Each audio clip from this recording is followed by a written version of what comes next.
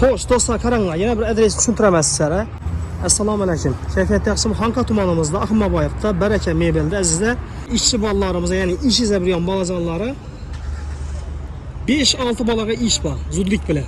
Maktab o'quvchisi kerakmaydi dedilar. Faqat maktabni bitirgan, ish izlab yurgan, ishchiman deydigan bolalardan bo'lsa, bir e'lon etib bering deb turibdilar.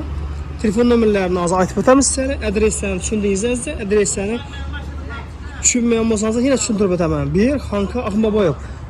Qaranglar, bu yon tarafdan, Urganch tarafdan kelasizsa, bu yonimizda Prezident maktabiga yetmay o'ng qo'lingizda gazon bor.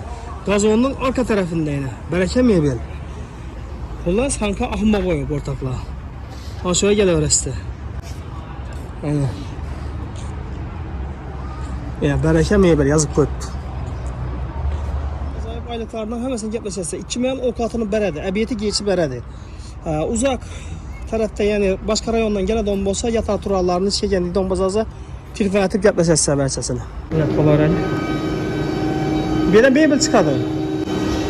Ko'p turganlaringizda bu yerga 2-3 bola kerak, mebel sexina. Keyin oyna kasadon dedik. Shisha kasadon bolalar kerak, keyin shu apparat ishlaydigan bolalar kerak.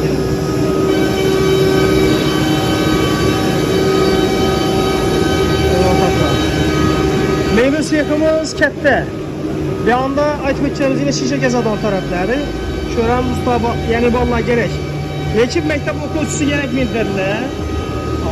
Maktab o'quvchisi emas. Maktabda bitirgan bolalar, ish izlab yurgan bolalar bemalol telefonga so'rasizlar. Pullarni o'zlaridan gaplashasiz. Meyvechilar bilan. Mana.